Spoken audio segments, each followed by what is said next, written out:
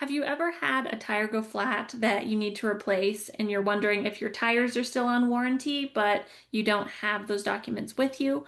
Or have you ever had your dog or cat need to go to the vet and they're asking you tons of questions that you should know the answers to, but you just can't quite remember off the top of your head? Luckily, thanks to my file system, I have been saved from this scenario many times over the past couple of years, and I can't wait to show you.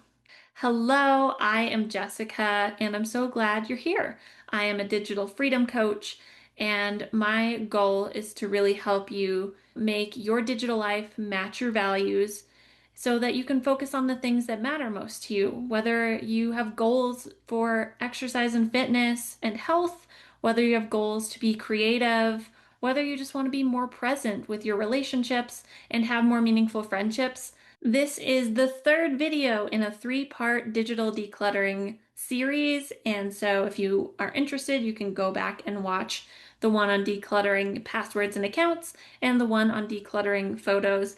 This system will be very similar to the one I talked about with photos, but it has some things that can come up more if you need stuff on the go than with photos, because usually you're not going to need to pull up a photo at any time. We're going to keep it brief since I've already gone through this in depth in that last video. You can go watch it if you want to get more nitty-gritty details, but we're just going to do the basics today. First of all is to bring all of your digital files into 1 to 2 locations. One digital and one that's on a local drive like this. This is just one that I got as a gift, so it doesn't have to be fancy. There's no specific reason for this particular drive, just any one that you want. The reason that I have a cloud storage based file system and a local storage based file system, which by local I mean on a drive like this, is because I am concerned with how much energy cloud storage uses. If it's accessible at all times, that means it constantly has to be on and available. So that does take a little bit of energy. It's not a lot of energy, but I would rather take as little as possible. It also helps if something were to happen either to this drive, like in the very rare case where you had a house fire, or in the rare case where your account got hacked or it got randomly deleted, then you would still have all of that information in one place.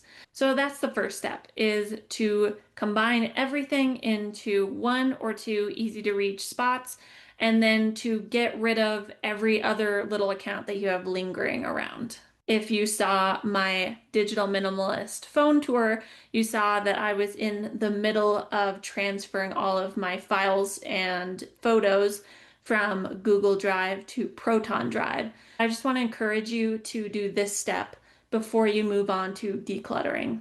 For the most part, I am keeping old creative projects, old essays, or things that I want to keep and remember on here.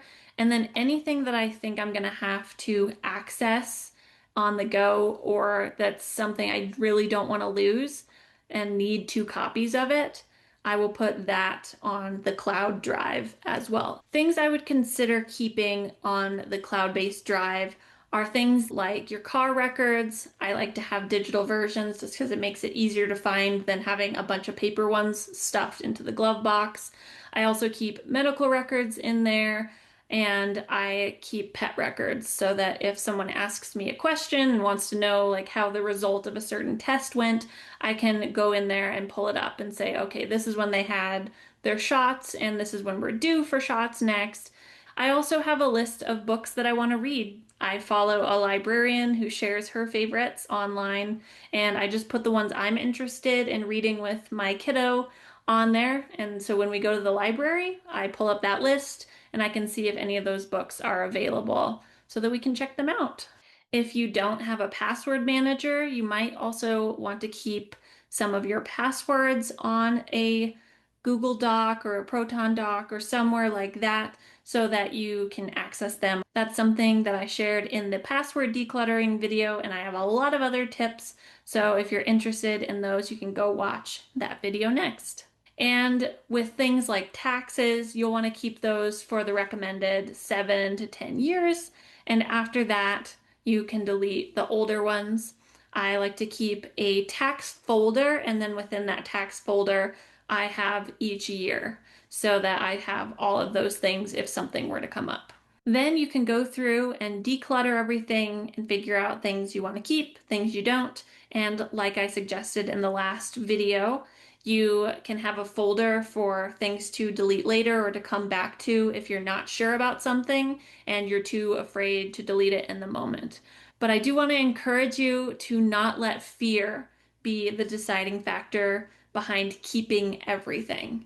If you have a bunch of creative projects or whatever that you think you're going to come back to at some point, ask yourself how long it's actually been that you've been telling yourself you're going to go back to it, and then actually do it. Set a date for when you're going to go back in there and start working on that creative project again or whatever it is so that you actually do it and hold yourself accountable because we can tell ourselves for literal years that we're going to do something and not do it.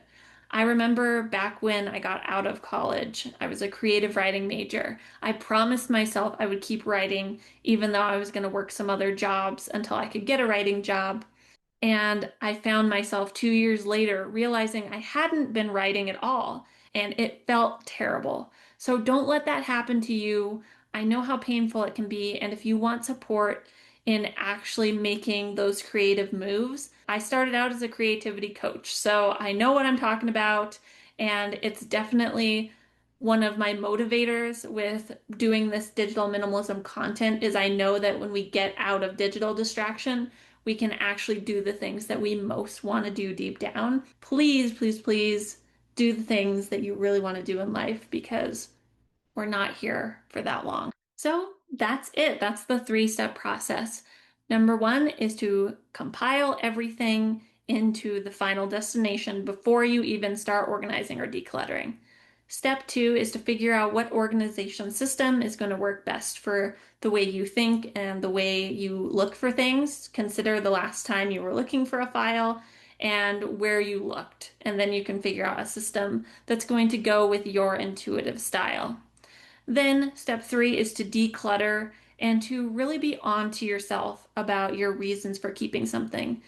Are you keeping it out of fear or are you keeping it out of hope and love? And do you have a creative project that you've been saying for years that you're going to work on and you haven't touched it? Well, today's the day to set a date, make a plan, and actually do it. Thank you so much for joining me today. I really appreciate your time and attention. Make sure to go watch those other two videos if you're interested, and you can go check out the companion article in the link down below. Have a wonderful rest of your week, and I'll see you next time. Bye!